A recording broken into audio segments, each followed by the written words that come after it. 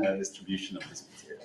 So my name is Tom van Aert. I'm the chairman of Fintech Belgium, and I'm the one who will welcome you today at this event, where we got sponsored by three great companies. AREA42, the person that was going to speak here fell ill, and replacements are on their way, so they will join us later for the program. We have Finrack, that is housed across this cafeteria. We have their offices here, and Xavier will talk on their behalf. And we have AiVidens. I will also point to you, Edouard, so if you have questions for them. So as you know, these breakfasts, they are sponsored, so that's why we thank them explicitly for hosting us over here. Fintech Belgium is an organization by and for fintechs. And you as CFOs, we want to inspire you today with all the potential options you have in working with those new type of companies. So that's why we organize this sort of event. For those who didn't make it, you can still follow us online, so it's great to see that you're with us on the digital platforms too. What do we have for you today? We have 10:10 Xavier Coman from Finrack who will do his introduction. Then Lieve Riegel from Proximus will talk more about how they organize the whole that collection and how they optimize that. Then we have Brike Obeng from the CFO podcast who will inspire us of what does the CFO of the future look like. So we'll give some of the traits there. And then we have Edouard from AiVidens telling us more on what they are offering, so you can be part of this winning alliance, doing the great predictive modeling on who will pay when and how you can optimize those flows. After that, we have a panel discussion with the speakers, and we will top of the speakers with Solène Tabo from Recover and Christian Bettendorf from Digital, so they're both sitting there.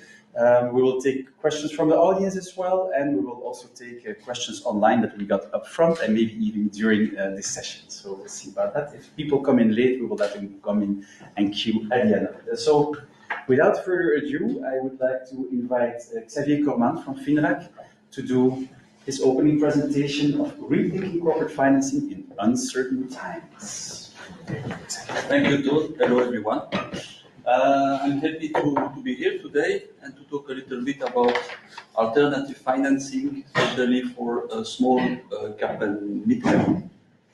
And I will focus on financing a company without it impacting the passive of the balance sheet. So it's a little bit technical, but you're supposed to be all CFOs, so you know what I mean. So that's something new or something growing in the market. It's alternative solution to finance a company without touching the passive and so only touching the active of the balance sheet. And why this kind of financing are emerging? It's because it's more and more complex for small and mid caps to get funded by traditional ways, banks, for instance. There is also a rising of interest rates, and on top of that, there is always a desire from the CFOs and the companies to find alternative ways and also to compare different solutions. And so they are looking for new way of financing without always touching or going to the equity, which costs in terms of dilution and also the difficulty to raise sometimes equity. And without this financing, a lot of small and medium companies are blocked in their development because lack of financing. And so what we see today in the market, it's more and more CFOs looking for new ways of financing with different criteria. One is the easiness to get access to financing. Also the speed and flexibility are very important. And yes, also always taking into account that if it's possible, it's better to avoid dilution in equity in the way they finance their company. And so before it was always when you finance a company based on or debt or equity, so on the passive side. So higher you go in the passive, closer you are to the equity, or you reach equity. So you have equity, quasi-equity, long-term debt, short-term debt. And today I will show you that it's possible to finance a company without touching that part. And the way we do, or the way other players do, it's asset-backed financing. And so if you take, this is in French, but it's the same in every language. If you take the active side of the balance sheet, you can see that you have the investments, so immobilisation corporelle in French, and it's possible when you have this kind of assets in your balance sheet to make a sales and lease back. So you sell your assets and you lease back, and so you have cash coming in the company directly. But there is other ways. Another way is the commercial debt, so the payables, the receivables, sorry. So all the receivables, it's also something that you can use as a way to finance your company. And there is also a new way, it's based on your inventories. So there are three ways to play with the active to fund your company without touching the passive side of your balance sheet. One way is a company called AiVidens, and I'm proud of that because with another partner in crime in the room, we founded that 12 years ago, 13 years ago. So it's a way to sell your unpaid invoices to investors. And so instead to wait for 30, 60, 90 days to be paid by your client, you get paid immediately by investors. So it's a good way also to activate your active part of your balance sheet. Another way is it's the inventory-based financing. It's what we do at Finrack. So we incorporated the company 1 year ago. Yeah, already 1 year ago. We are active since 2 years. And the way we do is to fund companies based on their inventories. So the way we do that, it's through a sales and buyback. So we become owner of your inventories or a portion of your inventories during 1 year. It can be renewed, so it's 1 year per 1 year. And during that time, you have the money of Finrack in your bank account, and you continue to use your inventories as usual. So we don't take the full ownership. I mean, we don't manage on your behalf your inventories. The inventories remains in your premises or with your logistician. You can use it. You can take from your inventories. You can replace the goods in your inventory. So you manage fully yourself the inventories. And during that time, we are officially owner of your inventories. And at the end of the contract, you get your full inventories back and you reimburse Finrack. So it's a very new way to fund companies.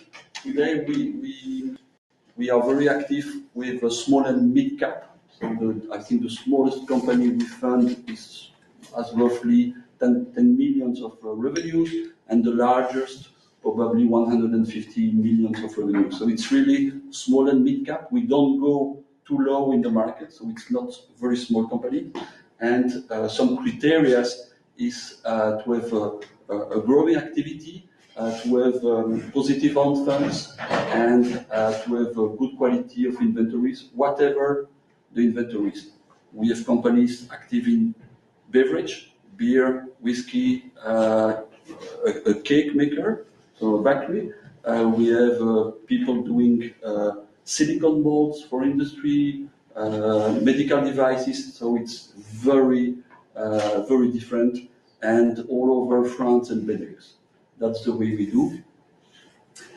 And so when to use these solutions, it's really, if it's for AiVidens, if you have receivables of 30, 45, 60 days, it's a good way to fund your company. And with Finrack, if you have a very good inventories, or if you have certain inventories, we can help you by funding your company. So conclusion of my small presentation is stop thinking about funding your company only based on your passive. Think about the active. Use your existing assets as collateral, as ways to finance your company. And it's a good way to diversify your sort of financing and so it can help you as a CFO to be reactive and also to be more independent from the classical source of financing that you have today. And so it's not always necessary to raise capital to fund your company.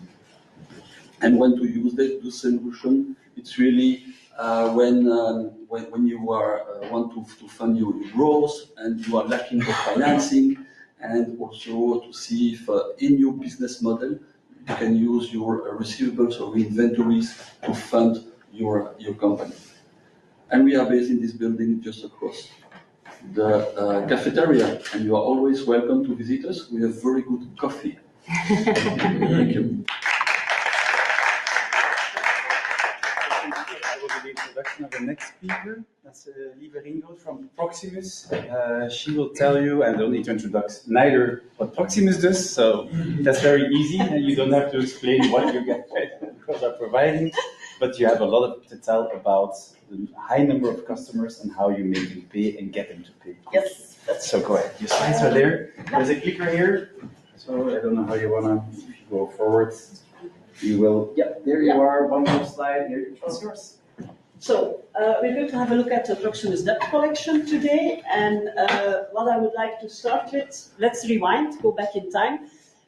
For some people of my age will probably remember on the Flemish TV there was the colleagues, and it's also referring a bit to historically the RTT before we were Belgacom. And your customer data were stored on cards. You had big boxes with cards, and if you wanted to have some information on a customer, it was a big challenge to find the right card. Then, a bit later, when we wanted to do analysis, for example, I started as a coach in a call center team, and if I wanted to do call coding, I had to ask my people to write down per topic, okay, this was about a payment plan, this was about a reactivation of the services, and then you had to add it up, or later on you had Excel and then fancy graphs and statistics. But then it's important now, so the next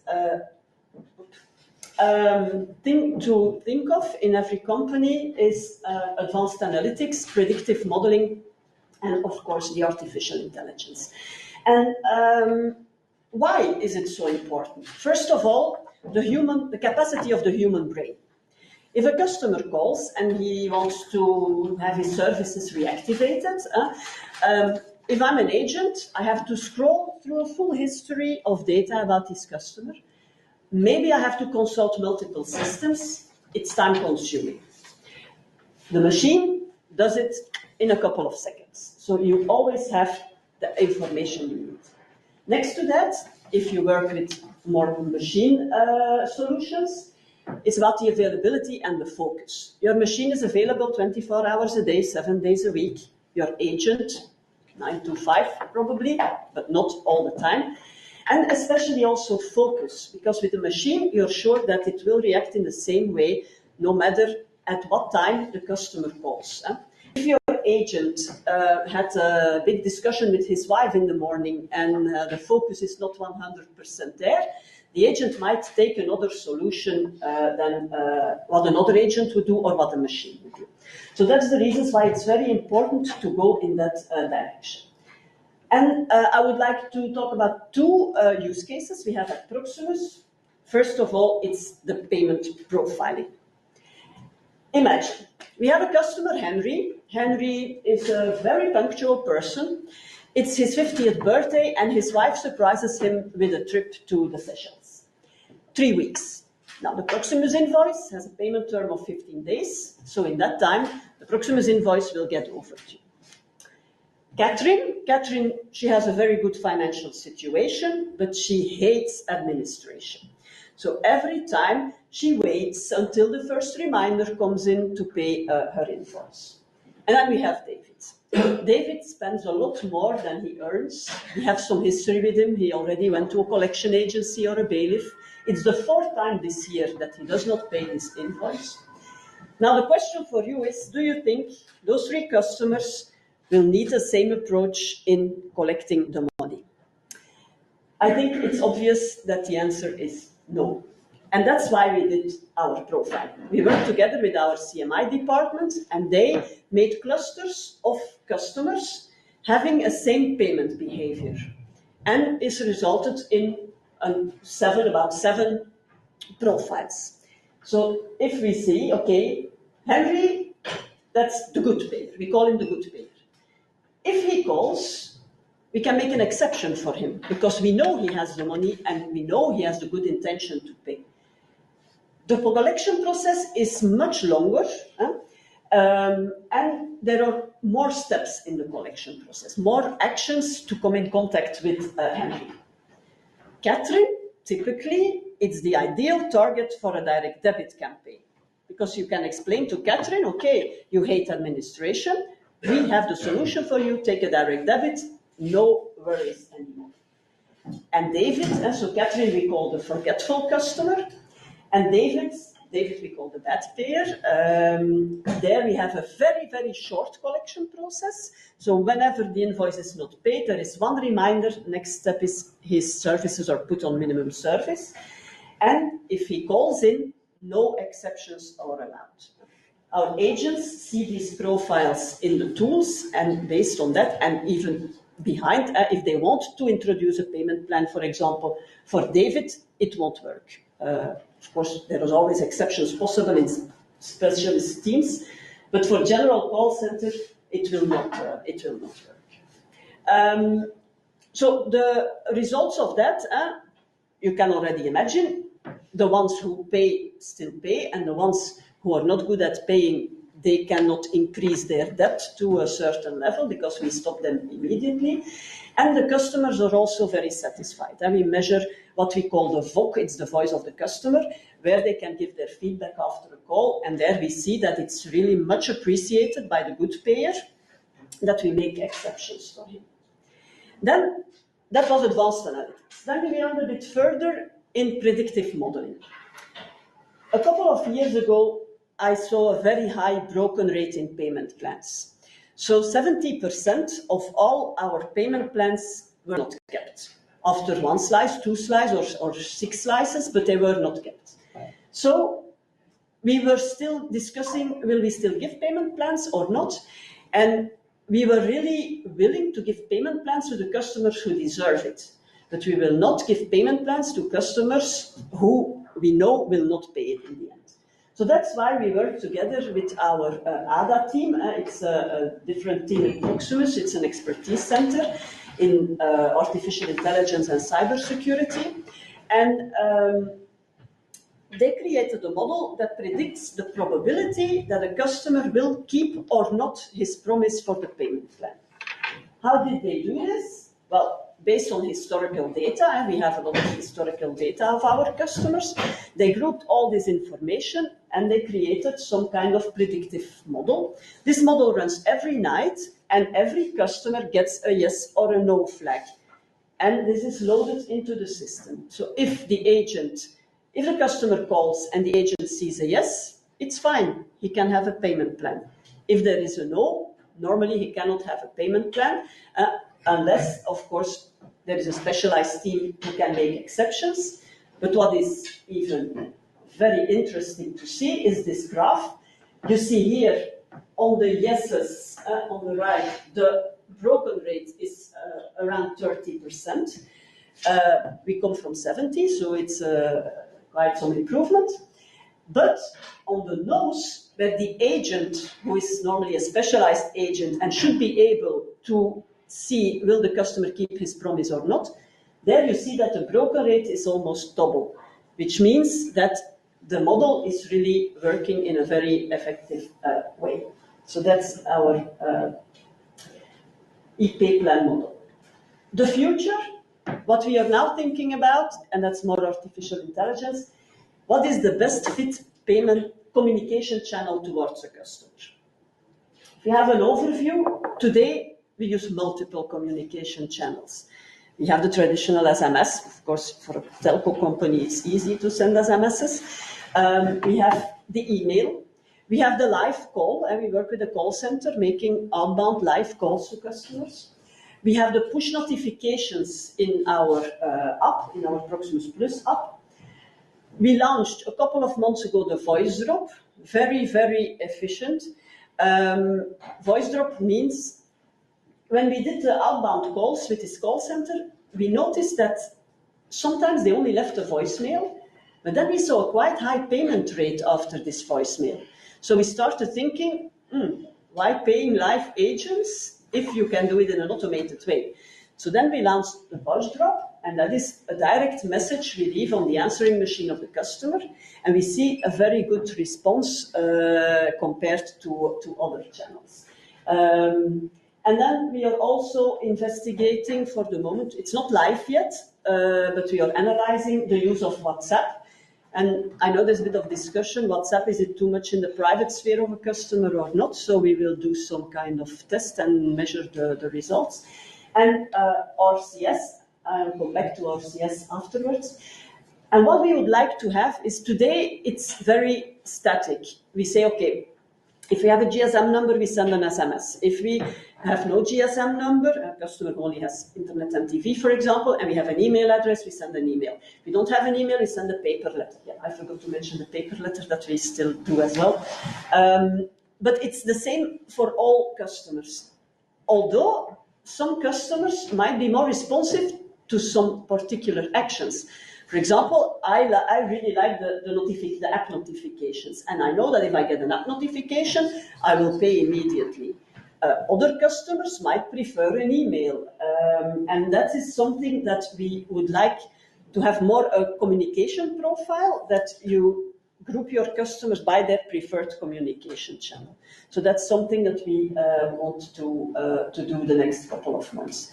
What is important is that you change from time to time your channel to avoid routine. Customers, especially Catherine, our forgetful customer, she knows that after 3 days she gets a first SMS and 7 days later another email and then a letter. So if you change this, it is a bit of a shock effect you trigger, and it helps a lot in having your payment sooner. And I said, okay, I was talking about the RCS, so I don't know if it's known to you, but RCS is the new SMS. It's the SMS in a more sexy way, let's say. So this is an example what you can do with the RCS. On some smartphones, the RCS is a standard now in your SMS application. It's Proximus certified. You see the little V there on top, meaning that it is coming from Proximus. And you can use pictures, you can have more text, you can create a link for a payment. You don't have to put these strange links, because then, of course, people think it's phishing in there. And you can even interact with the customer in this way. Of course, you have to foresee the people then to react, or the robot, because today we have also, next to the outgoing communication channels as inbound channels, we have a chatbot and a voice bot.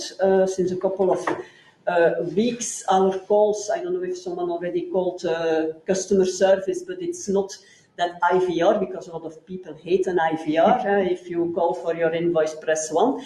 It's gone. So, and I tested the voice bot last week, and I was really surprised. So I asked them a question. So you just tell them your question, and the answer was. So a lot of we see a huge call deflation because this voice bot really answers correctly to the questions of the customer. Okay, so thanks a lot. Thank you very much.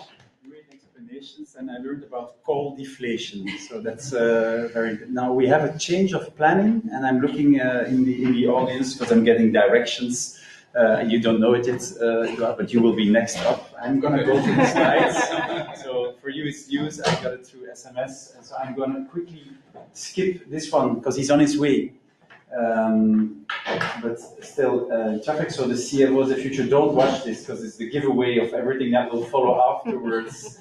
And Bright will come soon. But in the meantime, we have you just do a Bright presentation on predictability. Yes, so Edouard, there you go. Your slides are ready. Yeah, many thanks, Toon. Right, so good morning, everyone. So my name is Edouard, and I'm indeed one of the founders of AiVidens, and I'll talk to you about that in a minute. But just briefly, I'm super glad that I speak right after Proximus. It's not the first time you know it, because actually, and that's the way I usually explain, the core of our business is what Proximus is doing, but we have standardized it. And we deliver it to actually corporations or to corporates, to different kinds of companies. But just before that, just a bit of history. I come from the corporate world. I worked there 20 years. And when we created AiVidens, we were a bunch of crazy people about data, but really financial data. And we believed by then, we still believe in it, that the CFO of the future was actually to focus on their data and understand the data and use their data to really optimize their work. But we decided to work or to focus mainly on what we call working capital, which is key today because without working capital, none of the companies would actually work, right? Simplified to an extreme. So speaking about the data, we focused on accounts receivable data. And with accounts receivable data, the first thing that we do is indeed profiling customers. So segmenting portfolios based on indeed their payment behaviors, but also based on the risk of default. And we also do make predictions on when customers or debtors would actually pay their invoices. Now, I would say that's the starting point. But really quickly the question came, okay, but what do you do with it? How do I use it best? And that's why we came with a series of use cases. Of course, you have the use case about understanding what's your debt portfolio like? How does it look like? Which are my best, my good, my preferred, etc. customers? But I would say that's the easy part. The question is really what customer is actually switching from one category to another one, and how to then use it into different processes, like the dunning, how to segment the dunning, how to best prioritize the work of people that have to call customers for the amicable collection, but also how to organize the teamwork, and then the forecasting. And that's what I'm going to talk about because it's really complementary to what you do. It's really how to use data to actually complement forecasting. Well, some of our customers, we are used today in about 50 countries. I'm always proud to say it, from small, medium, and very large companies. Now, the key, really the starting point of everything, and I said it, it's data. Now, when we speak about data in the financial world, or in the receivables world, we mainly speak, at least as a starting point, so the data foundation, as we call it. We speak about invoices, credit notes, and payments, and of course, customer data in general. So where's the customer, where do they come from, countries, and so on. And then you can extend data. The more you actually extend the data, the more precise you are in your outcome, in your indicators, in your KPIs. So that's why we have extensions which are predefined, so we know them, like history of dunning, history of collections, and kind of predefined data, and non-predefined, so data that we don't even know yet, or which are specific to our customers, like organizational units, business units, products that you sell, maturity of the products, that we can use as well to make predictions, because, stupid example, but you may detect behaviors which are related or connected to the maturity of a product or a service that you sell. I may have a behavior or a trend as a behavior that say, well, anytime I've got a defect product, I will not be on time. That's an obvious one, but we all understand it. And I'm speaking B2B, even though we do B2C as well. We usually use 3 to 5 years of historical data. Yes, there is a bit of cleaning, and yes, when it comes to do I need data of quality, there we might enter into debates, because what I usually say is no, you don't need to have perfect data. Perfect data do not exist. And our recommendation is always use the data as you have them, see what kind of results you have, see the value that it brings to you, and then think about the extra mile you want to achieve in terms of value, and then see how to change your data to achieve this extra mile. That's our process, and that's our recommendation to the market. But speaking about the data, well, you see here the main sources of data that you may have, but like I said, the basis is really to connect to the core, which is the ERP systems. And then you have extensions like connection to CRM systems, and I'm speaking about corporates, and you then may have as well extensions connecting to collection or to dunning solutions. Why am I saying that? Because in my world, when you speak to large companies, some of them may have countries that have solutions and some may have countries that do not have solutions. And actually what they want to do is to consolidate the whole data into one central point. So we need to be in a position to consolidate any kind of data related to the receivables business, right?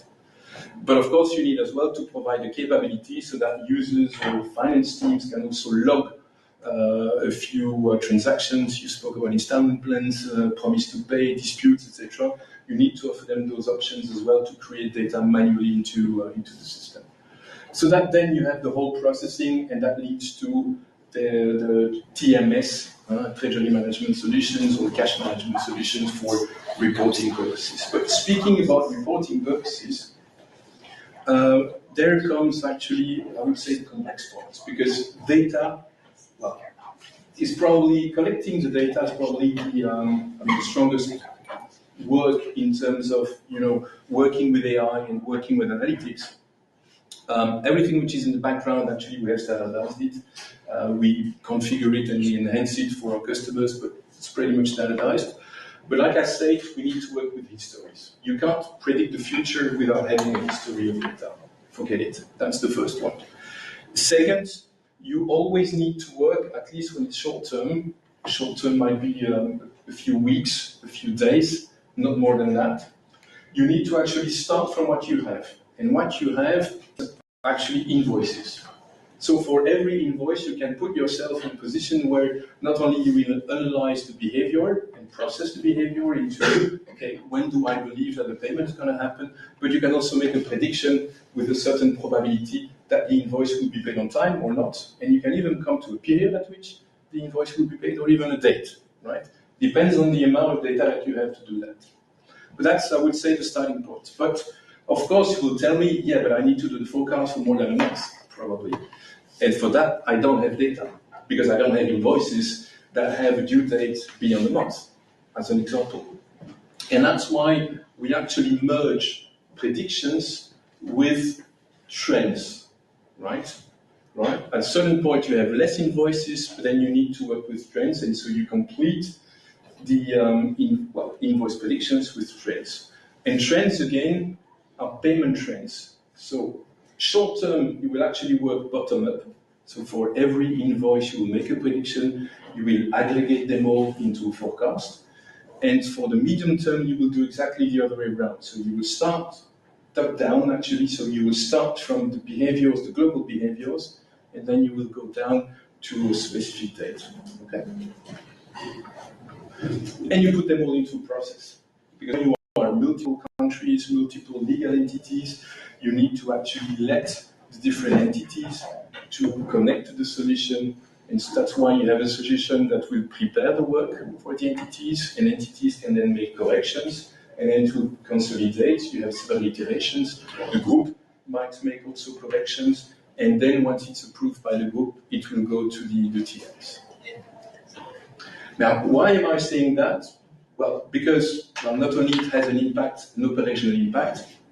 Why? Because I was just explaining before, if you start from the collection process for a corporate, where we go, for example, each user in the morning when they connect, they have a list of 1,000 customers that they need to call. Obviously, it's completely impossible.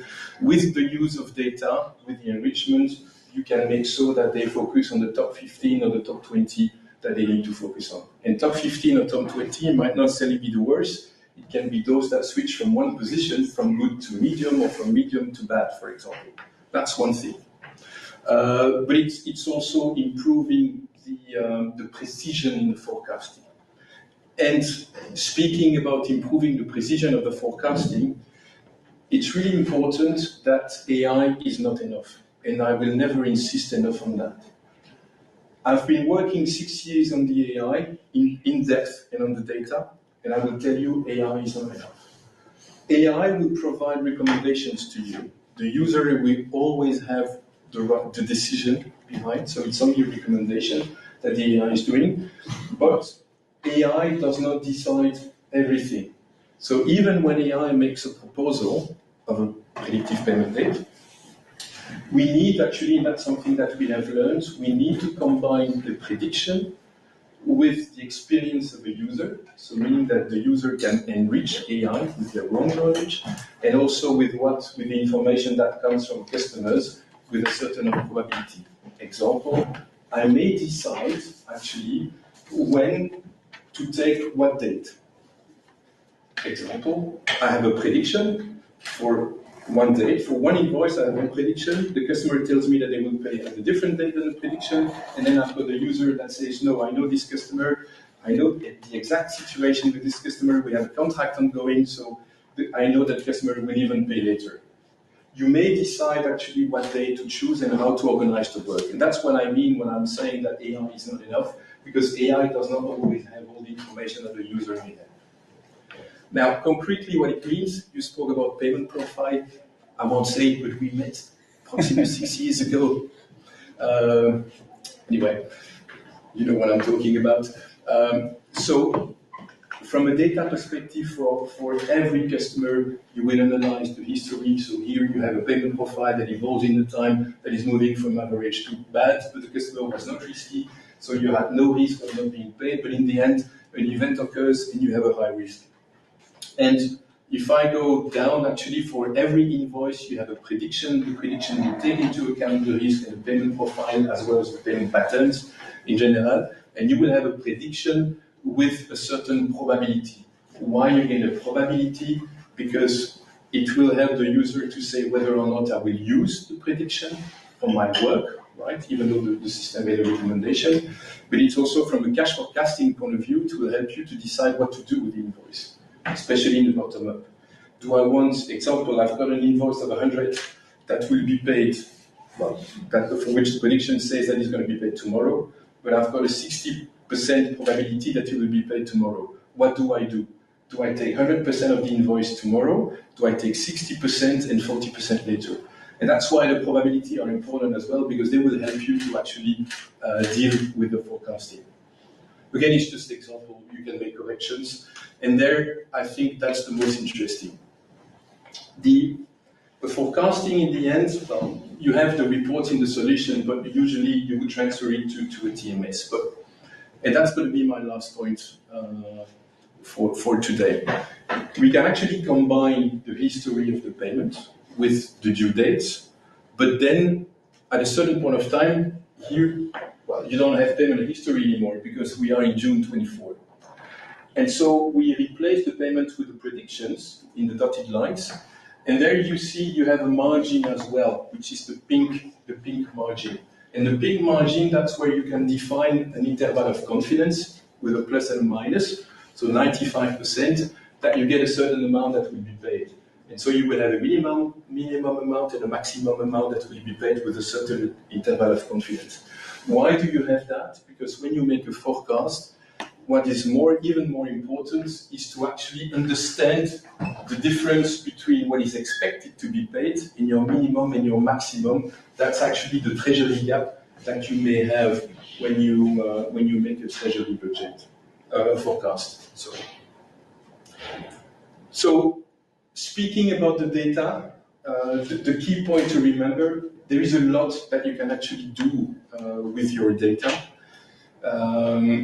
Organizing the work, simply understanding your portfolio, but also starting making predictions, putting the people together.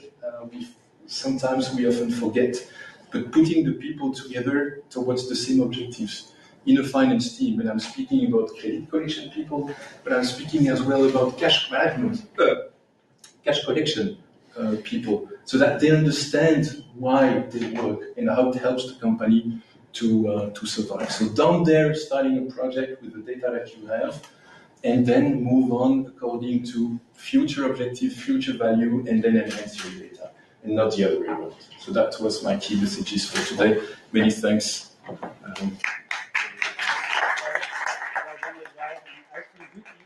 You can stay here for a second, as we have a panel afterwards, but you're not part of the panel, so we can take questions for you. I see questions over there, pressing questions. Go ahead. The data which you're using for forecasting, is it purely limited to the historical data, or are you actually using using AI to go out into the big wide world to find out more information about your customers? We could dream about anything. not a dream. It's a reality. Well, to a certain extent. Actually, like I said, the question is, how far do you want to go? Do you want to apply the money? No, but I mean, no. Speaking about AI, you always have the Pareto rule, and the Pareto rule is valid in AI as well. So you can start building super complex models, right? Or you can define regular models with data that you have and reach a certain level of accuracy. And that's what I said. The more you go, the more complex your projects will be, and the more money it's going to cost.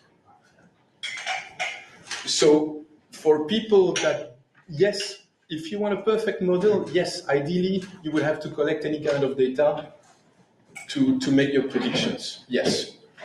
But knowing companies that start manually, and I tell you in large corporations, there are still many that do start manually with a bit of rule of thumb, going and collect any data on the market would be completely crazy for them because they don't even know how their data is structured and the value of their data.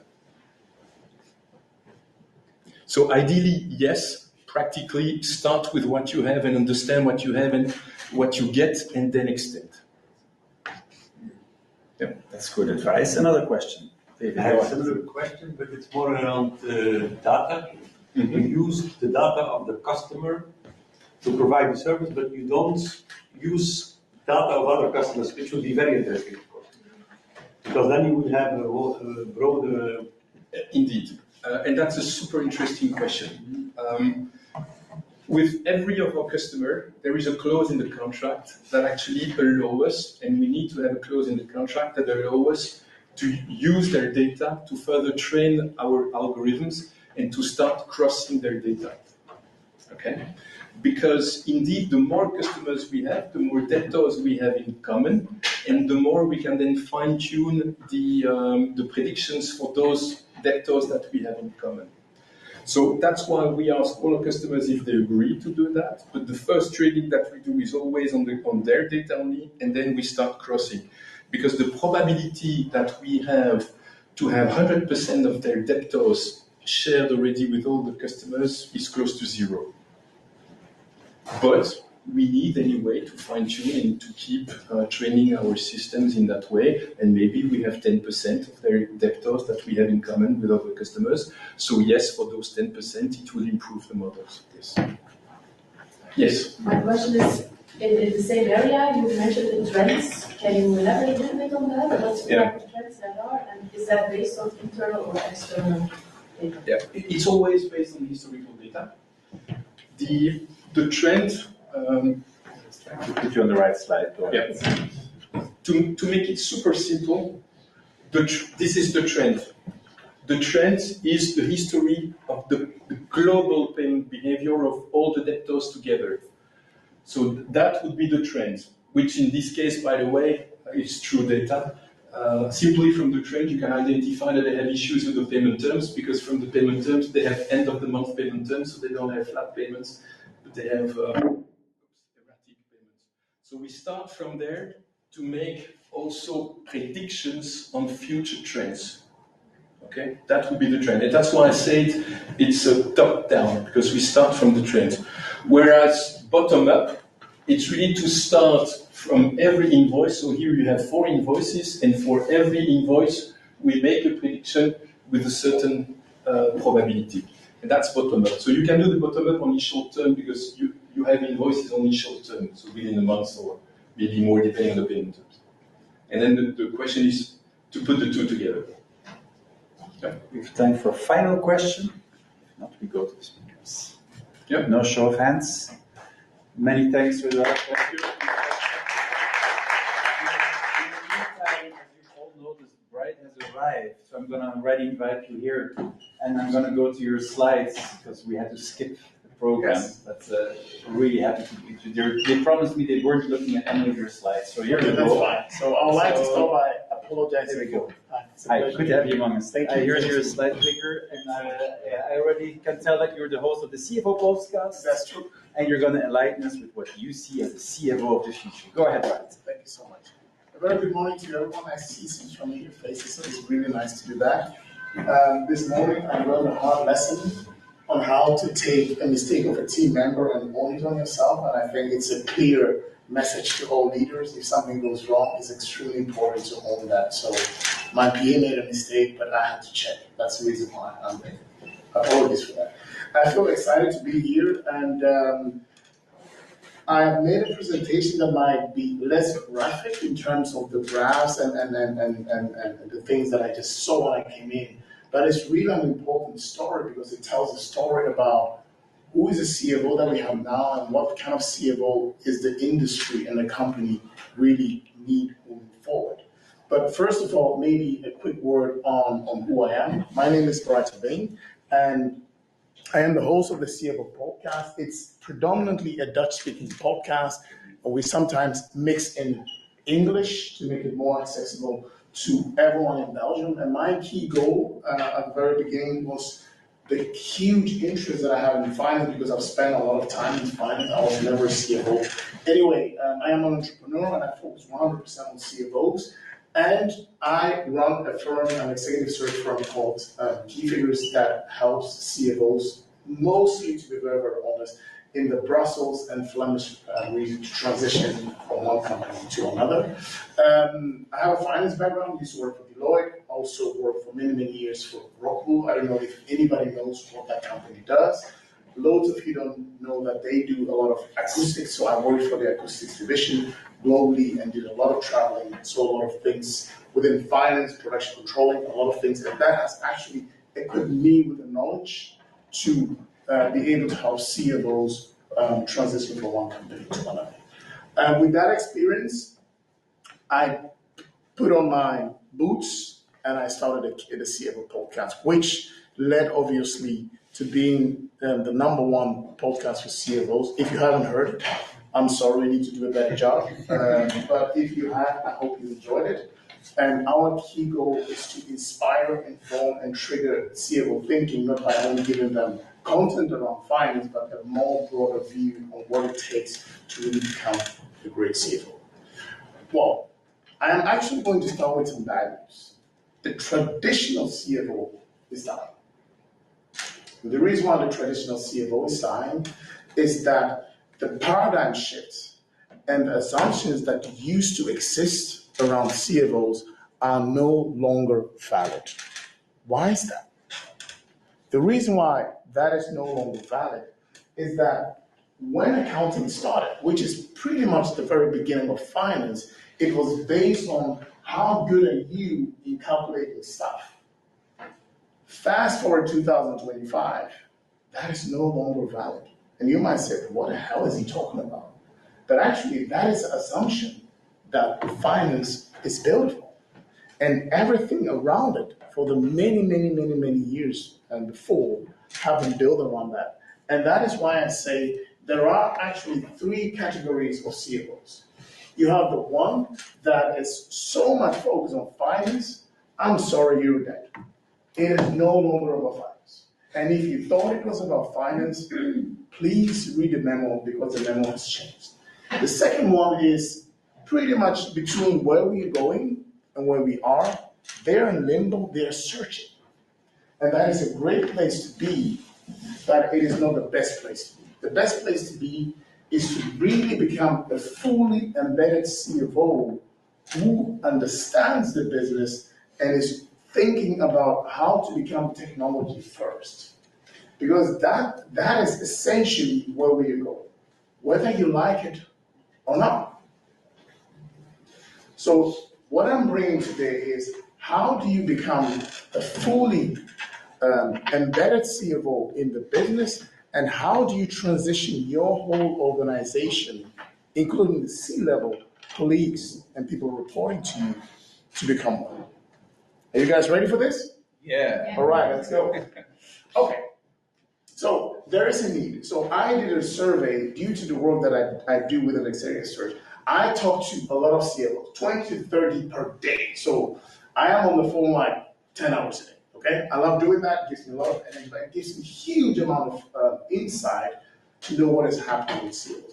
We've noticed that 90% of all CFOs, to be very, very honest, they need guidance to make this transition. There are loads and loads of consulting firms that are trying to help them, but they are too expensive, the solution is not great enough, and the average CFO in Belgium is working in a company less than 100 million. These are SMEs that have become big enough to have a CFO, but they are not looking forward to the McKinsey or that kind of company to come and help them. They need a completely different solution and framework. The first thing is that I always ask them, how do you become technology first? That is a key question. And having an ERP and a data lake to do reporting, that is not being technology first. That is just the bare minimum right now. And the second thing you need to think about is how do you transition your thinking, your team, to become technology first? And that is not only the tools I'm talking about, it is essentially mindset that you need to have. The third point is, where do you start? Because having an ERP and a reporting system is a great place to be, but that is old technology. Let's be very, very, very, very honest. It's like 20 years that was the thing. Right now, that is not enough. And last but not least, how do you really create a buy-in? Because there is a lot of uncertainty within the teams, like, okay, hold on. So if we automate AP, we have two great colleagues over there. Are we going to just ship them off? Or how do we help them to transition into a new role in the company? It could be it's not in finance. It could be it's in a completely new setup. But how do we guide them through a human approach to do that? So for me, these are really, really important questions that a CFO or a finance lead need to ask themselves to be able to start that journey. Does this make sense? So now, great. There are hurdles. And I actually said that at the very, very beginning. The CFO is no longer reserved for finance. I am finance. I thought the way up is CFO. And then down the line, you realize that the marketing guy becomes a CFO. Loads of lawyers are becoming CFO. Loads of engineers are becoming CFO faster than other finance people. Then you think, what the hell is happening? It should send a message that this role is no longer a monopoly for people who studied finance. The second thing is, the CFO is no longer a passive member of the MT. You can no longer sit right there and wait for the business to come up with ideas, and then you give a comment or you just build a business case. The CFO needs to rethink his or her role to become fully embedded in the business and actually no better than sales, no better than supply chain, even no better than HR, to be able to add value. It doesn't mean you need to do the job. You need to be intrinsically so interested that you understand your KPIs, you understand your hurdles, you understand their concern, so that when you sit with them and you're trying to add value to them, you are not the Excel wizard who is showing them a P&L. Because I'm sorry, that person has become a dashboard, and that is not a person. The last thing is, you need to be able to step into the kitchen. Stepping into the kitchen is trying to move with the business. I sometimes use the word dance with the business. You be able to go with them, see clients, see suppliers, see other stakeholders, so that you really get the true value of what you're trying to do. And loads of CFOs, to be very, very honest, struggle with this. And the reason they struggle with that is that they're stuck in their box. They're stuck in their box of finance, which used to be the very compliance, reporting, accounting, but now the business is looking for a real finance partner. And these are the hurdles that the CFO needs to overcome. My take on what I think the CFO should be. I've said it, and I'll keep repeating because that's a core message. You need to be a fully embedded. I am fully convinced that a CFO should know how the business is working from lead to cash. it is way too late to be involved when there is an invoice and the process after. If you really want to understand the business, you need to start way at the very beginning of that value chain. So you need to be fully embedded, and you need to be able to fight with the CEO. Yes, you report to the CEO, but you are being paid to advise the CEO and the rest of the management team. But you are also being paid to push against the CEO. If you are the CEO's private accountant, the role that you play as a CEO, I'm sorry, you have dramatically failed. And that is so important that you become a co-pilot, which means if the CEO falls asleep, you take over. And that is extremely essential. Being aligned with the board, and the CFO is typically the person. I'm sorry, can I get some water?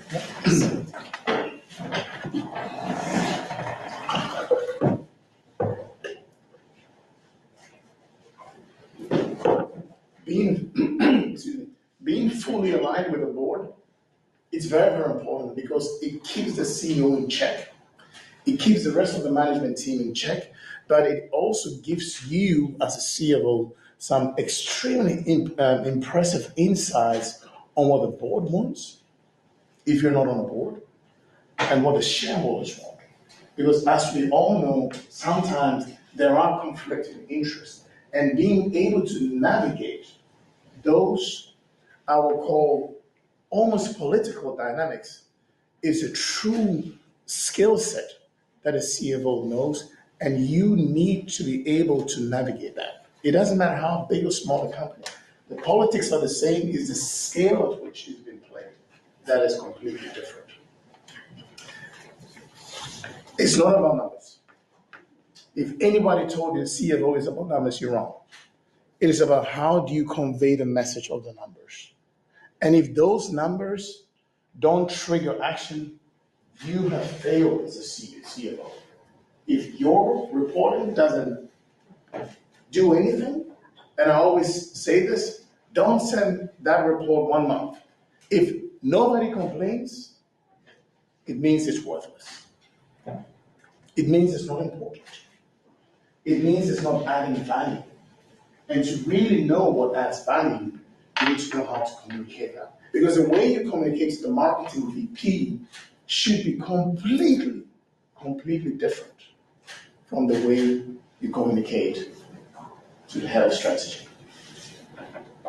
So the CFO needs to move from being a master in numbers to master in words.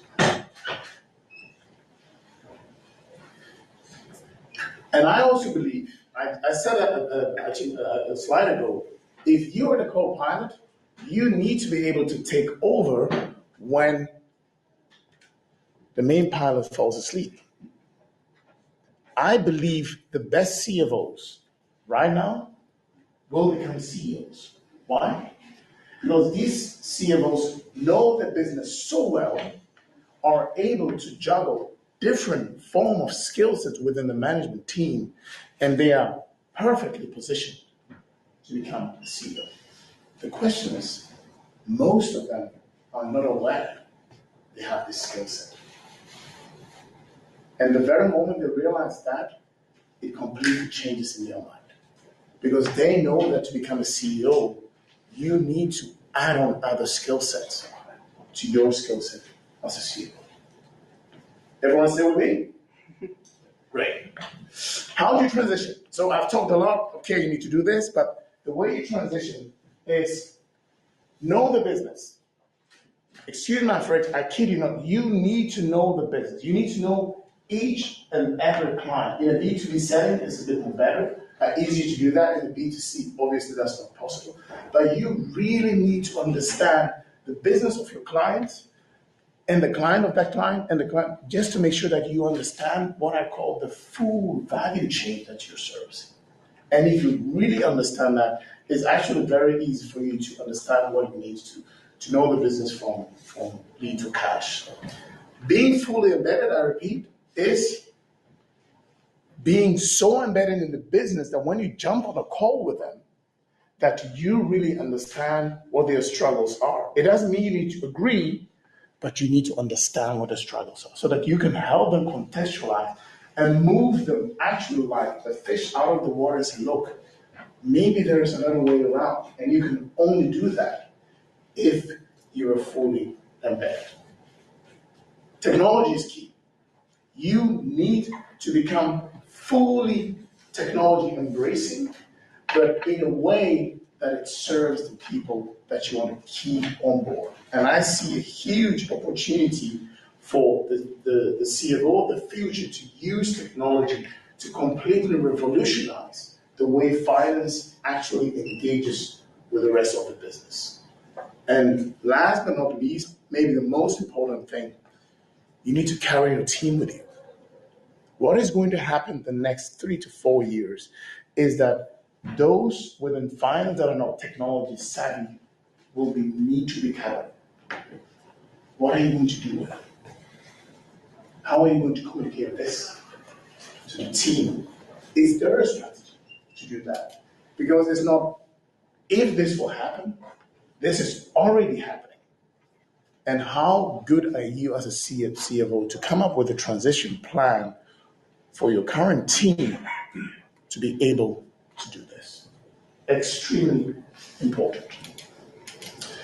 Anyway, you also need to dare to fight. And fighting doesn't mean shouting. It is disagreeing in such a way that it adds value. I see so many CFOs who have become great at business cases, but when the business case is done, they excel, they think their job is over. I'm sorry, that is actually when it starts.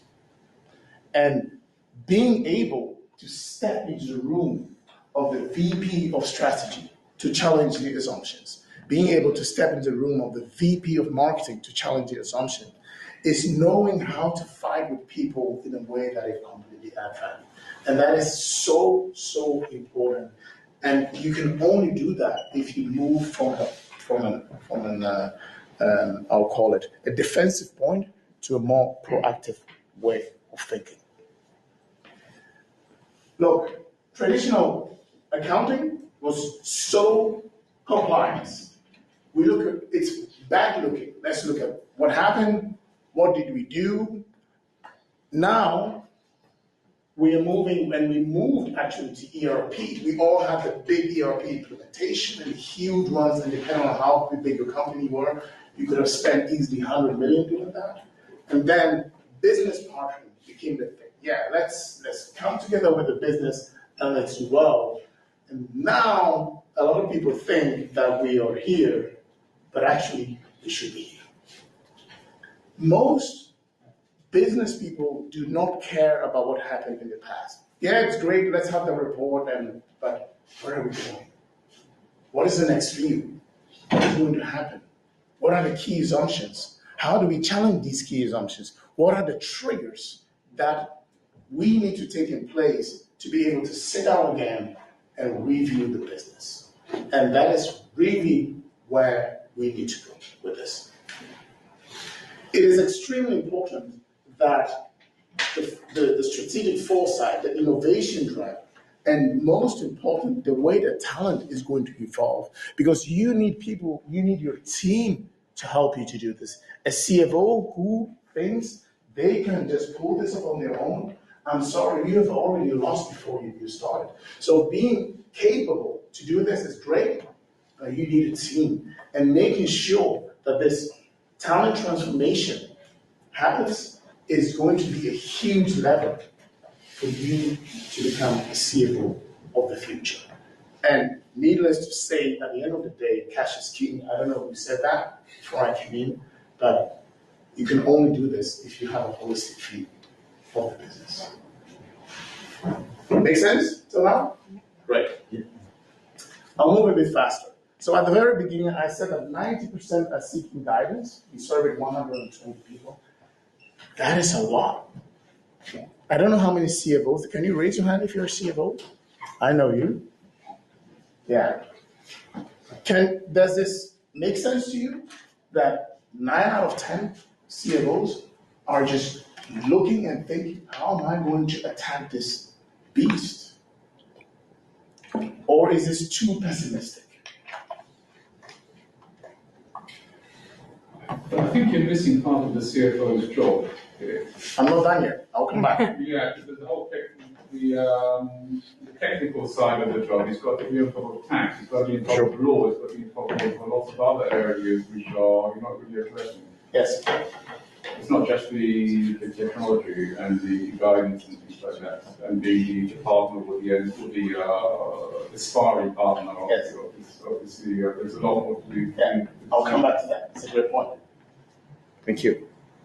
So in our survey, 90% is a lot because these CFOs that we spoke to, they need some clear roadmap on how to use technology to help them in all aspects of their job. And as you just rightly said, it can be compliance regarding tax, it can be preparing the audit, it can be a lot of things that the CFO also needs to get done with or without team. Very important. I think if you look at the cycles of transformation, you can actually look at, okay, where do you take it? You need to first of all, obviously, identify the gaps that you have. But first of all, you will need to define a vision. The CFO needs to have a vision of where the office of the CFO is going. That is a given, but I'm sorry to say, most CFOs don't have that. They might think they have a roadmap, but that roadmap is not a real vision carrying people in their team to follow that roadmap.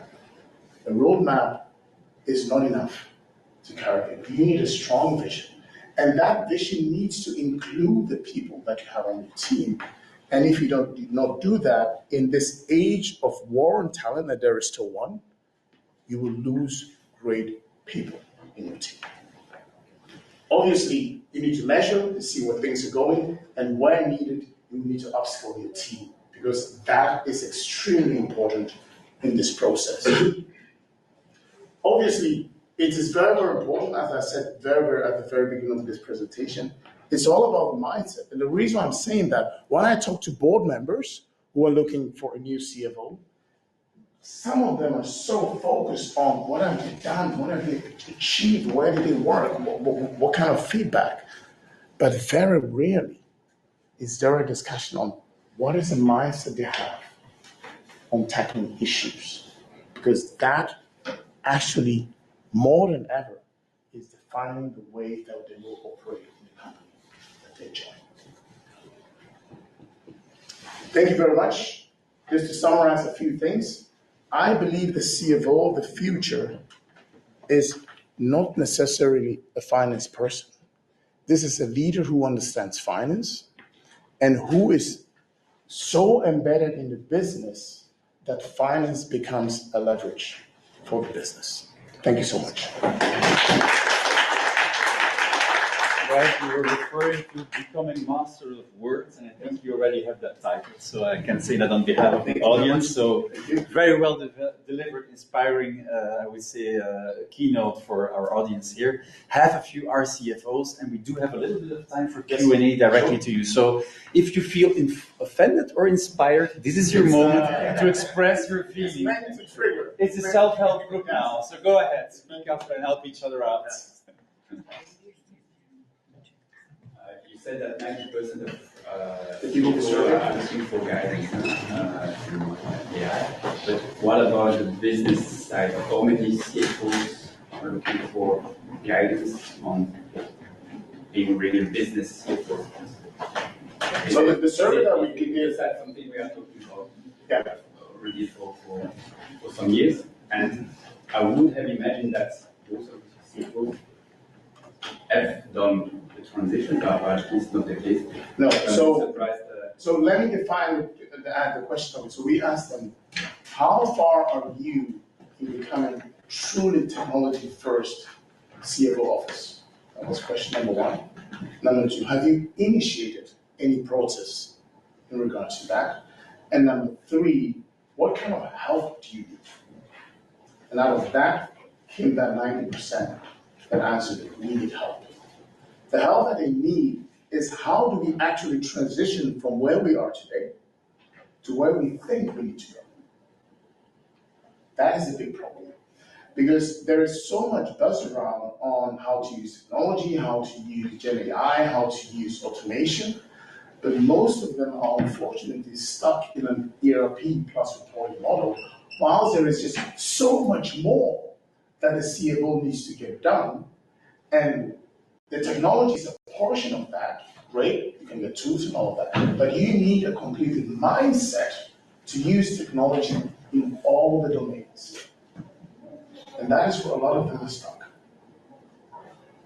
Does it answer your question? No. Yeah, just more the business. Yes. Business-driven CFO. Yes. Because how many percent of CFOs you meet are really business-driven, and how much are still accountant? Let's say. Yes. Yes, is it 50-50, or just to have an idea? Okay. In my mind, today most of the CFOs should be really business. Most of the CEOs are not business driven. Let's be fair and honest. And that transition is also happening, obviously. It depends on the size of the company, the complexity, and all of that. So that is also happening. But this survey was based on how they looked at technology as well. Another question? How do you see the AI adoptions at CFOs in Belgium? Is that different in Belgium and other countries? And looking at AI, what do you see as the ideal starting use cases for finance? Okay, it's a delicate question. I'll try to answer it in a nice way. So first of all, I haven't done any research on it, but based on the conversation, the adoption of AI in Belgium within finance is not high. It's actually quite low. It has to do with the fact that most CFOs are actually just waiting on the side to see what they can do. And let's say 2 or 3 years ago, there were quite some projects being picked up by somehow bigger companies, and some of them worked, some of them did not. But it's also the speed at which the technology is growing that determines that. The best use cases that I've seen is just take it from the bottom. What can you take out? And I have spoken to a couple of CFOs that are not even looking at AI, they're just looking at how do we use robotics? How do we use a way of automation to get rid of the roles that they lose a lot of their teams on? Because if you have AP, it's kind of boring. How do you redesign it in a way that you don't have a human being spending time just putting in invoices, or at least checking invoices that have been automatically uploaded in the system? But how do you move that system much further that a human being is only doing exceptions management? Because that is where a lot of AP hours, accounts payable hours are going. So those are the easiest use cases that you have. I am seeing why some exciting things that CFOs are now moving more towards Gen AI, slightly smaller firms, sub 100 million, where a bit of control is being deployed within technology to make sure that the standard analysis is not being done by a human being, but the human being only steps in to really look at, okay, does it really make sense what I'm getting, and what does it really mean? So these are the few use cases that I have. There is one thing I can tell you: the adoption of AI in the US is much faster. It just has to do with the regulatory framework that we have. Okay. I have a case, a special case that fits to your, let's say, your environment, but in your story, you sold more to VPs, to people in big corporations. I come from the real startup world. I was a big employee, I hired as a business developer, and now I'm becoming CFO of the company. So you're not a finance... I love finance, but for personal things. But so the question now is, we're with a fifth employee, we're 25 now, so we're becoming a scale-up. And now I have to give words to numbers. So that's what I'm doing. And I was going from the business side now to the finance side. So I fit to your pitch or your storytelling, but I'm not like coming from the background you described there. People, working with ERP complex system, whatever. So I'm looking for guidance because I need AI now to give kind of we group the whole like finance of the company, and I need to give advice to business people. I need to give advice to the CEO, but I'm also doing marketing, HR. I mean, you're doing everything. So, I mean, it was in the. Please tell me he's the next CEO. I'm Yeah. not sure about that. It was the CEO, everything in his head, and now he's trying to give us. But that's a complex situation because I need AI, but I don't have time to set up what to do. So I need guidance. Okay, so what I'm seeing right now, and I have to say I'm basing this on lots of conversation I have with scale-ups and startups in the US, because they have been, as I just said, in a completely different framework, is that you will need to look at the processes like an engineer and try to optimize it within the framework. There is so much help, especially at the size that you are. I would absolutely go for an AI first approach. There are so many tools. It's easier for you as a relatively small company to implement them than someone who is CFO of a company of 500 million. The approval flow that you have to go through to get it done is so huge. So I would absolutely bet on all the tools. I don't mind giving a few to you after this conversation. Okay? Sure. Anyone else? That's a great intro to the panel that we have planned. Yeah. So big round of applause for Brian. After the panel, we will be around. I'm going to do you a fill-up if you want to. Oh, yeah, that way, that's the least we can do because we didn't serve you full glass. So that way you are part of the full glass crowd, right? I'm going to invite our panelists on stage while I'm multitasking here. We have Lieve Ringel from Proximus, who you saw before, and we have Xavier Corman. But then we complement the panel with two great subject matter experts. From Recover, we have Solène, who will tell us more about Recover this, and we have Christian, who is from Digitil, who will tell more about Digitil. So they will first explain what the company is, and then we take a seat. We have a gender balanced panel, so let's try to mix it that way. Well, it's going to work out. It's going to work out. Fantastic. That's in a very organic way. It worked. The puzzle fits. So I would ask you, Solène, to maybe start and tell us what does Recover do and how do you serve CFOs? Hi, very nice to meet you, everyone. My name is Solène. I'm the sales manager at Recover. And if you don't know us already, we are a Belgian-based SaaS company. Our goal is to help CFOs, finance teams, credit managers to optimize the follow-up of invoices. So we're really focusing on accounts receivables, and we're helping them to not only avoid late payments, manage late payments, and also have some recovering help with external help directly integrated into our platform that connects to their existing environment. Great, thank you for that introduction. Christian, same thing for you. Tell us about Digitil. Christian, I've different hat as Laurent and his company. I'm here as sales manager for Digitil. Digitil is providing what I call technological bricks that you can embed in your invoicing software, accounting software, website, whatever. We have three main bricks. The first one is covering the PayPal thematic. The second one is payment solution, and the third one is open banking.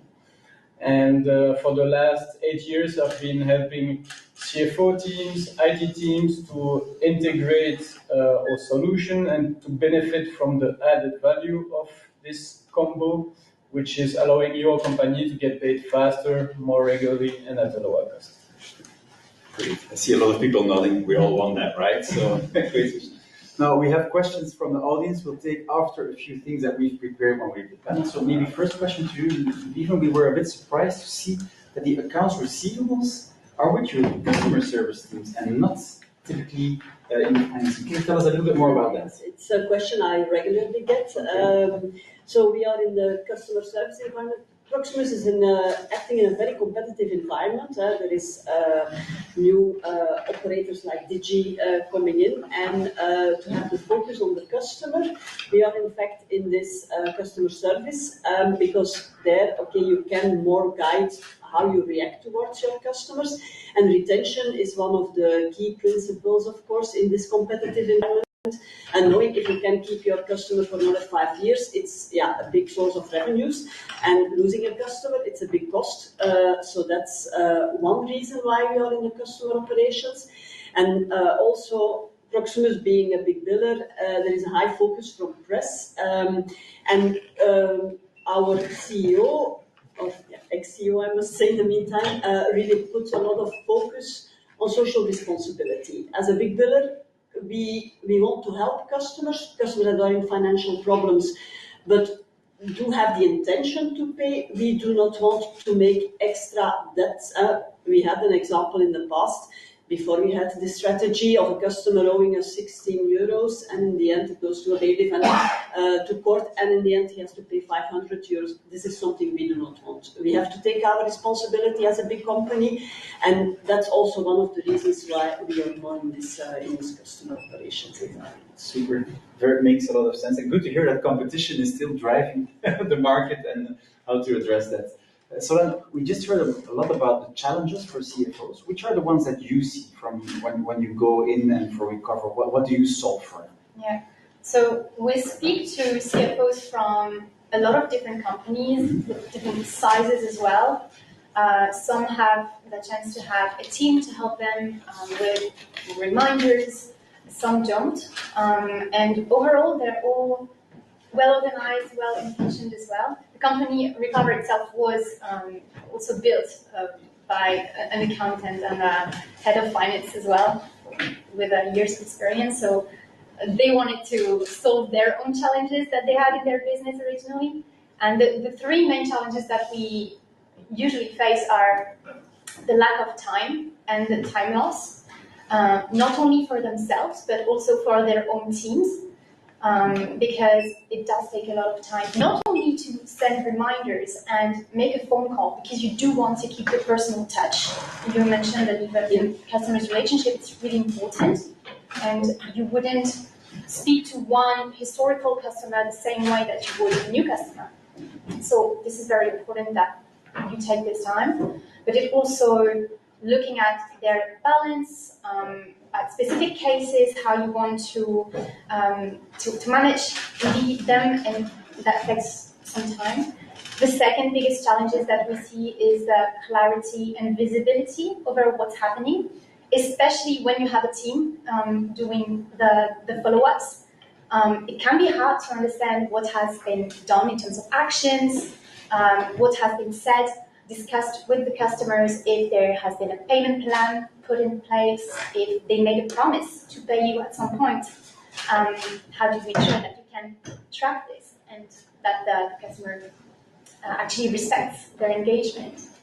And finally, the third main challenge that they have, and that's actually something that our fellow speaker mentioned, is the limitation in terms of integrations or just the technology or the tools. You would actually be surprised that a lot of CFOs and teams are still using Excel, sometimes sending reminders per email, or they are just limited with basic automations that are provided by their existing ERPs or tools, and they'd like more flexibility, more customization, automatic calculation of late fees, that kind of things, and that is not necessarily possible, and that's how Recover was built, and that's the kind of solution that they bring. Really the balance between automation, customization, and allowing the company to keep control over their accounts receivable, but basically saving time and being more efficient overall. Okay, so maybe similar question to Christian, because we heard Recover was founded to solve a problem the founders had themselves. Is it the same origin story for digital? Or you say no, we set out with a different plan from the start, or a different origin? The plan was a little bit different because we want to improve our life as end user, to pay their bills and invoices, and we have seen that to achieve that, we have to simplify the life of the companies that were sending those bills and to equip them with specific tools to allow that. If I have to point out one challenge that I see for CFOs, it's the PayPal thematic, definitely. You may know that for the 1st of January 2026, e-invoicing, real e-invoicing will be mandatory in the B2B business. For the time being, we have, I would say, not a tsunami, but part of in terms of requests, even from big companies. We know that Proximus is on the board since a lot of years as Digital because we are European believers. However, I think that a lot of financial departments are underestimating the impact that it will have. As I said, we love those standards, so lead by example. We are sending our invoice for a few years to Pebble because it was already mandatory in the B2G business. We are seeing that our customer is on the Pebble directory, so we are applying Pebble, what we call Pebble first, that we are sending the bill through Pebble as is registered on the directory. Waiting the payments, and then calling because they were usually paying us and asking us, how did you send the bill? Through PayPal. Through what?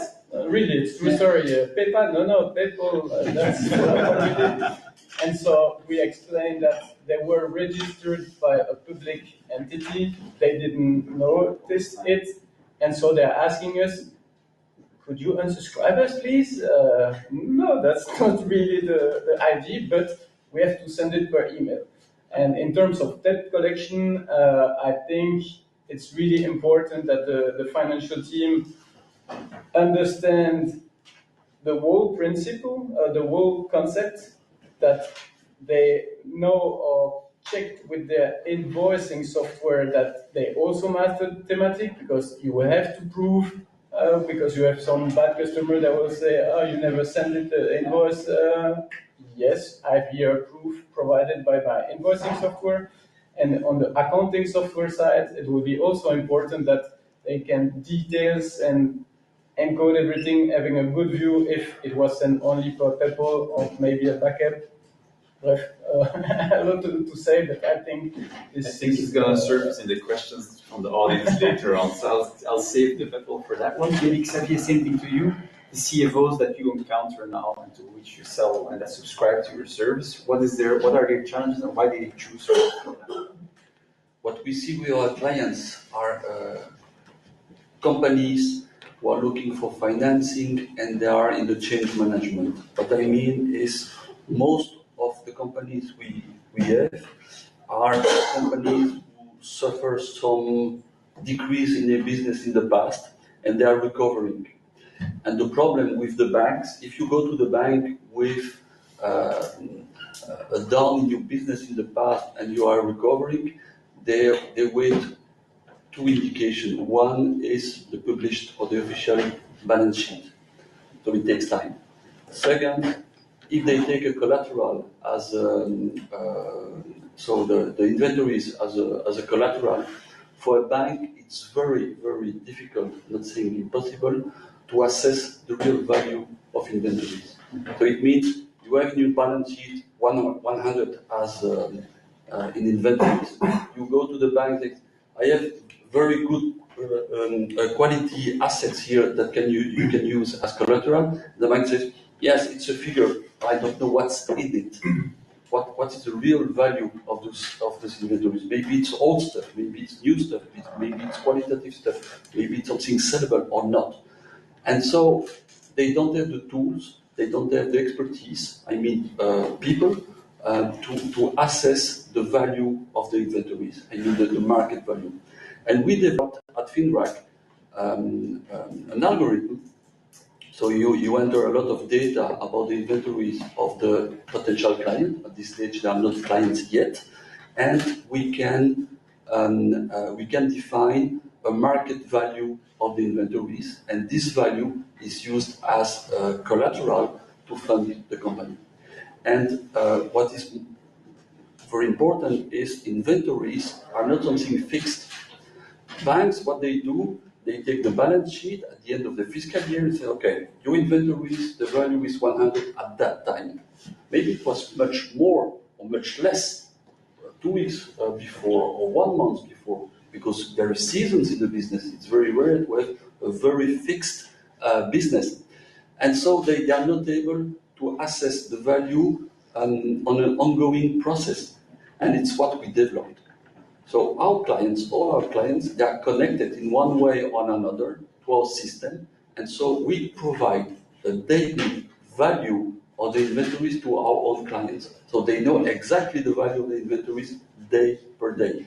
And then we assess also a market value. So what is possible to get money out of the inventories if we have to sell it.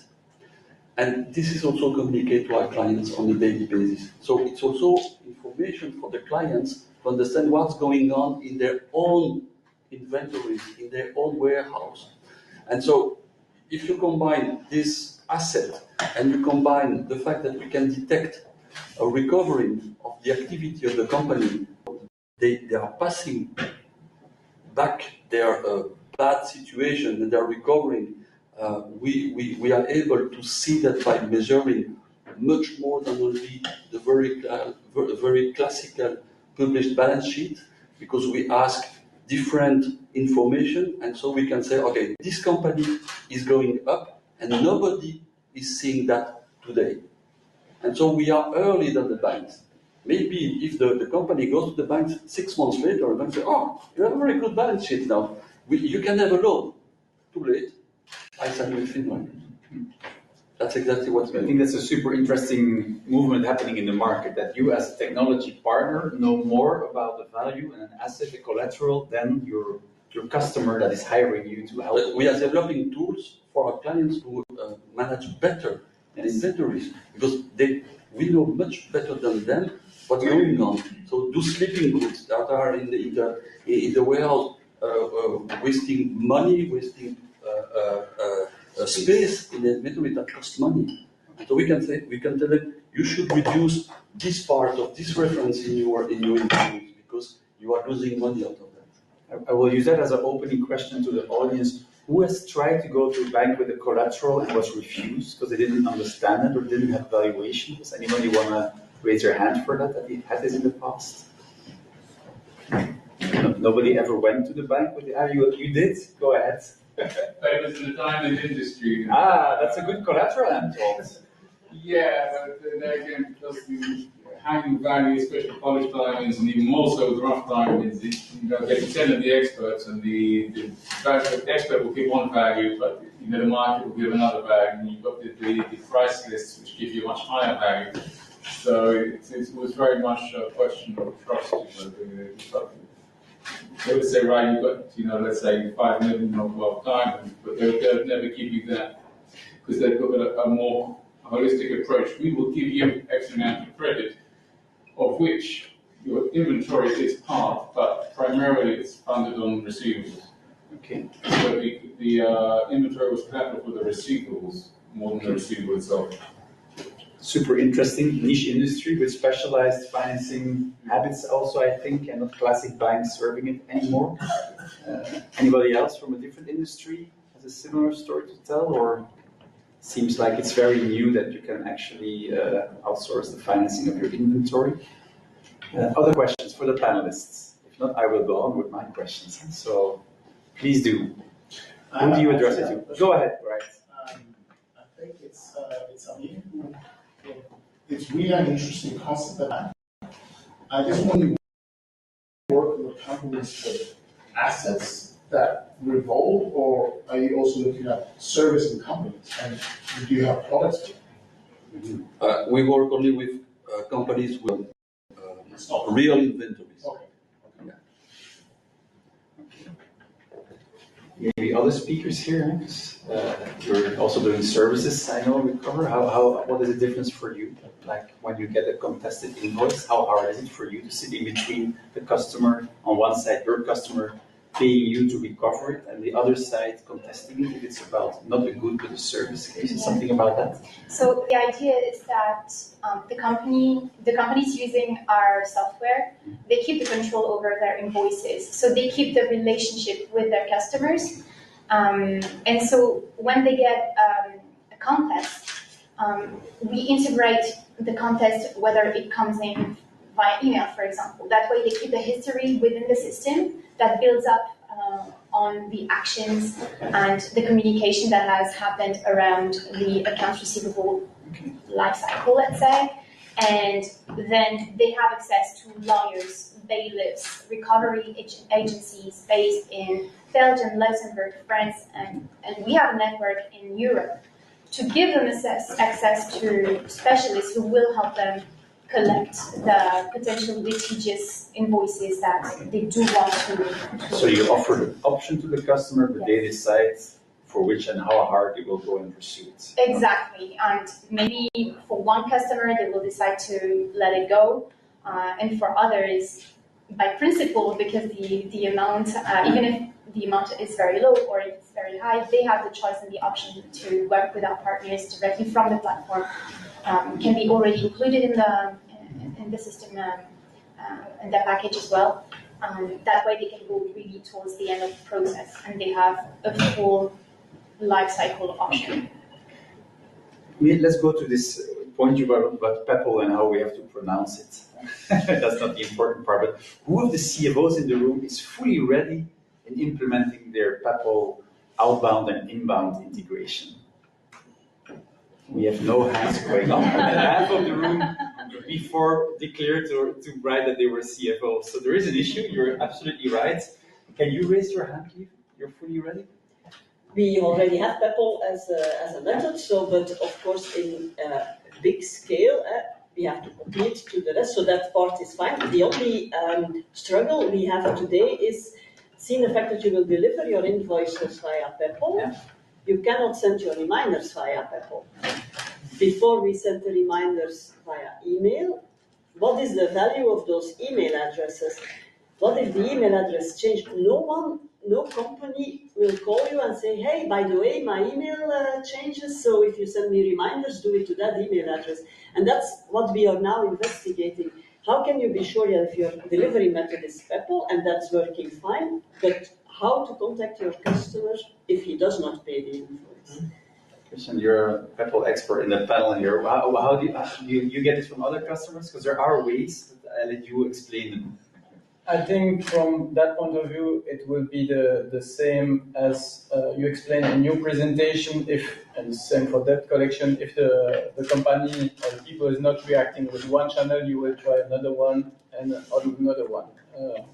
The SMS of yesterday saved the invoice of my grandma because I forgot the email address. So it's working, and that's the principle, is to change the different channels. However, what is unknown for the time being regarding PEPL is that if the accounting software is doing its job properly, it will be able to give to the sender of the invoice a specific visibility to say, okay, the invoice is received, is under process, is contested, is paid, whatever, and so this will help in terms of comprehension to know where what is the status. Of course, if this is not in place, then for me, I think it will be the traditional flow that will follow, because we don't have any official email address, as you say. Follow-up question, because I asked a very open one with, do you have inbound and outbound? Who has tested the outbound PEPL of the CFOs? Have you already, because I know you all had projects to start implementing it. Did anybody already dare to turn it on and probably turn it off after you tested it? Anybody wants to say something about it? Nobody wants to disclose that? And François, you are with a lot of customers. Tell us how you see it. I'm a very small business, and in fact, I have chosen the very logic way to use a service provider to whom I send my PDFs, and who will send me PDFs of the invoices on the supplies. I will pay a small fee to that, and then for the rest, I use the other. So you chose a provider, but you're not doing it yet because you don't have to yet, right? That's I think that's for many of you the answer you might not be giving publicly, but with that we hear a lot in the market. You don't have to yet. It's complex. Your end user is not on it yet, so everybody is delaying. But with that delay means that it's going to be a big bang 1st of January, and all the issues that the experts in the field already know will start popping up.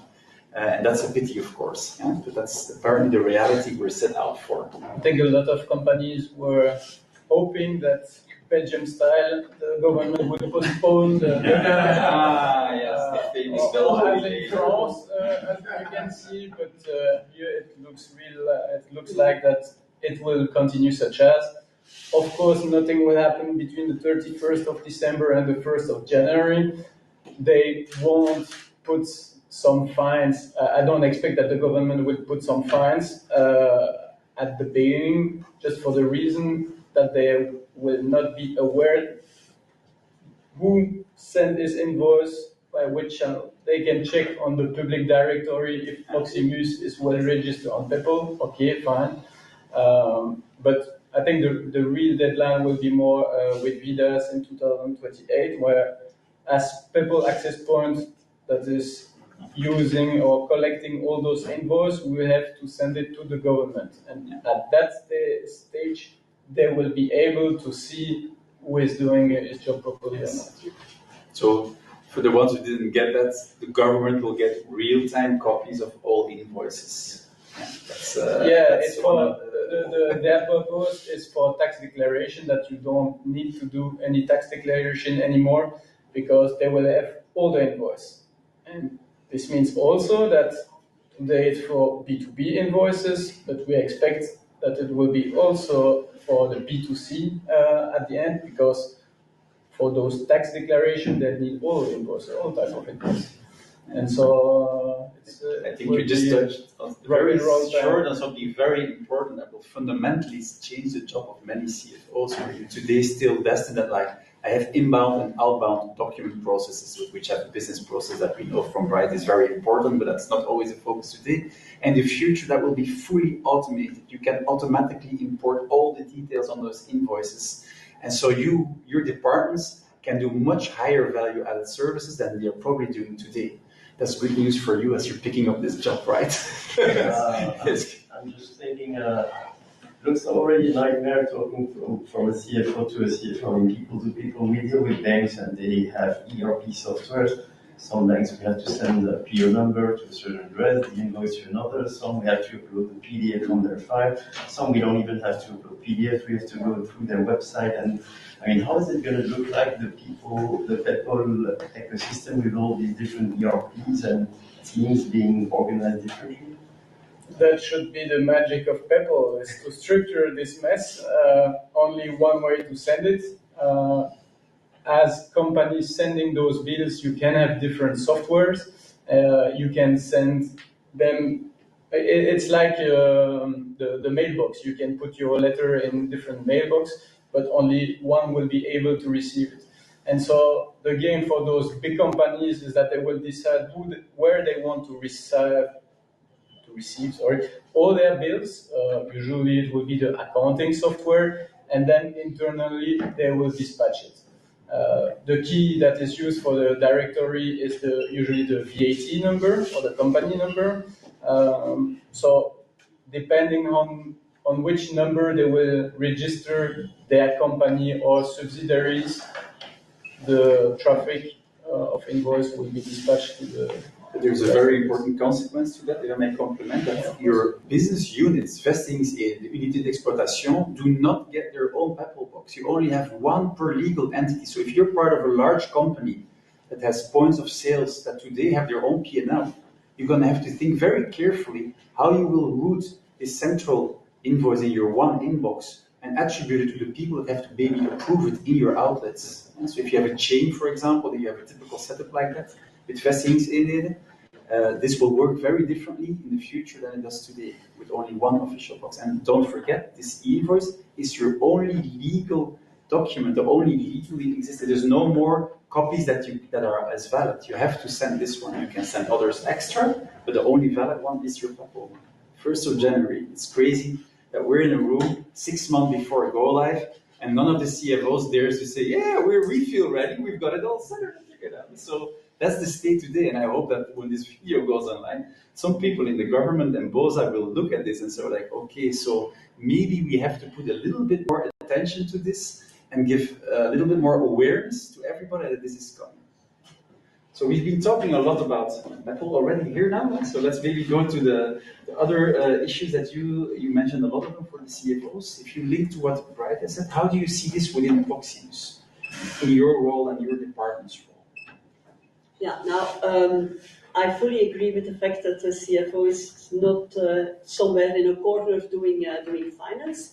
We have a lot of interactions with finance, as I explained during the customer operations, but indeed we have meetings with marketing, and it's very clear what was explained in the presentation, because it happens upfront.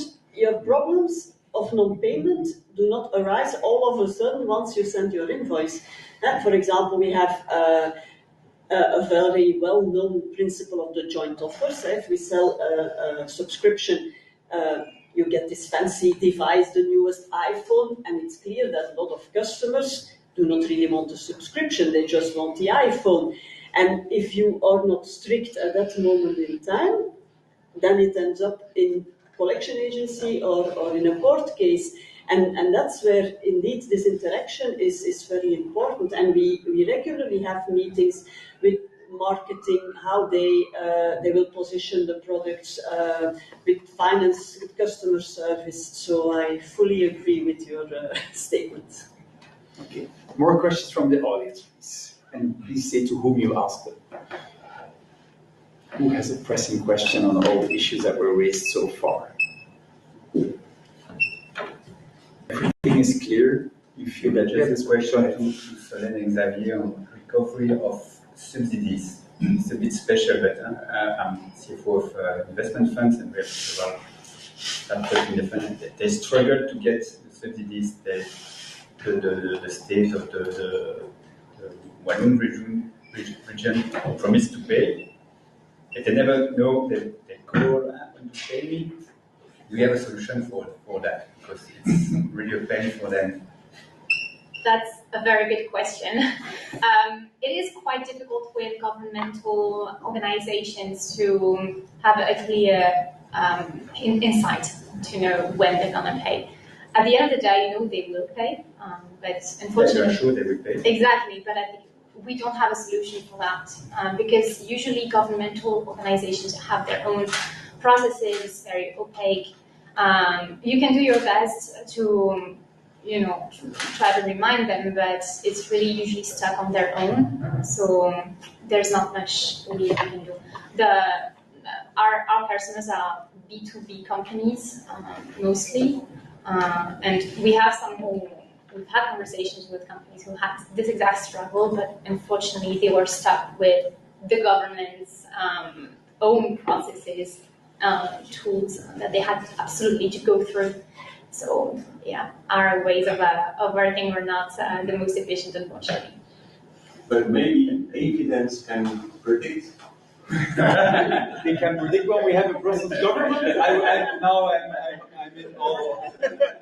The way how subsidies work is pretty hard to predict. We don't really have regular patterns when it comes to subsidies in Belgium, I'm afraid. Erratic historic data. To answer your question, eventually it's something that I'm active in alternative financing since 12-13 years, and I got that question since day one, because it's a real problem indeed, and unfortunately, in my knowledge, there is no solution, with maybe the exception of some banks doing that, but very limited. And there are different reasons for that. One is the size of the market. It's too small to develop a made-to-measure scheme. Second is, what has been said, the unpredictability of the payment terms. It's really opaque and nobody knows when it will be paid. And third, when we developed ADBEX 12 years ago, it was based on commercial receivables with actually a transfer of ownership of the receivable to the company, to an investor, which is not possible with public debt. And for different legal reasons, it's not possible. And also commercial receivables can be insured by credit insurance, which is not the case for subsidies. Because it's not commercial, it's politic. And at the end of the day, okay, everybody in the room says, it will be paid. At the end of the day, it's possible that it will be not paid. Yeah. And taking the financial situation of Brussels, of Wallonia today, it might happen. So there is a risk. And so I'm sorry, but I'm not sure that there is a solution. But maybe it's a business to develop. There's another solution, and what I've seen in the Flanders region is that lots of scale-ups are obviously looking for the same non-dilutive funds as you're talking about, and you just need to find access to those who are sitting on these committees. I'm not saying you go and influence them, but you might be surprised how much of that process is fairly subjective on who gets paid first. It's really not like first come, first serve. We can go through a process and you're paid. It is really not true. So I'm just saying that. You do it whatever you want, but this is how it is. It's all about connection. Yeah. It's all about It's a slippery slide into corruption, and that's a narrow line. Like, would you know I can fix this for you? Maybe as a VC, this becomes your value proposition. Like, if we fund you, we don't want to fund you more if the government can, so we're going to make sure you get your government. Anyway, I'm going to wrap up the panel and ask for a great round of applause for all.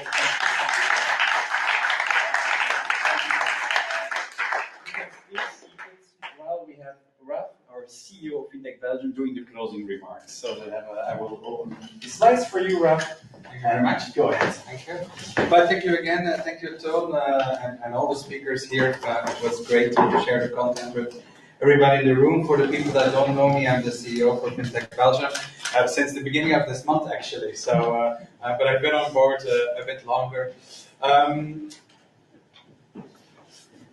Fintech Belgium is an association that is started from fintech companies, so from people that had their fintech companies, and our goal is to help fintech companies within Belgium and abroad. Actually, we're also part of a European network. We have a lot of international fintechs to help them grow, to get them access to clients, to represent them towards the government, to make sure that everybody knows that fintech is a great sector to work in, and of course to help out with relations for VC and for funding. Since 2016, actually, maybe small known, but fun fact, I was there for the first Digital Finance Summit, and I helped start that, the second one. Then I left for a short while to London, and now I'm back, so it feels like coming home almost, and I'm very excited to look at what we're doing in the upcoming months. So we will have our meetup at the end of June, and we will also launch the second edition of the AI Barometer that we're doing together with SailPeak. I got a look at some of the use cases from the members in there. It's going to be a great insight on where AI is now in the fintech sector versus where it was last year, because it's the second version of that event. For the summer, we traditionally don't organize any events, but after the summer we will be going back to school for some of us, at least for some of our kids, but we'll also be going back to work with our event. There's webinars planned, so if there's any of the members in the room that want to do those webinars, we still have the options there. Our meetups, and of course our biggest one, which is the Digital Finance Summit, our conference in December, on the 2nd of December. So if you want to know more about the Digital Finance Summit, if you want to attend, or if you want to sponsor, of course, because everything is covered on terms of your assets, you're fully funded, so you have money left for marketing, then scan this QR code and join us at the Digital Finance Summit. I already mentioned the AI Barometer shortly. This is a big report that we do every year. There's a survey that goes out to the banks. So we have most of the tier 1 and tier 2 banks that have responded on where they are in their AI journey. And use cases from members there as well. So if you're interested in that, come talk to me or the team. For the members, the end of the week is the deadline for the use cases, and it will be launched in the beginning of June. And as you saw, we will do our event to launch it as well. Another report we made together with Accenture as our partner, where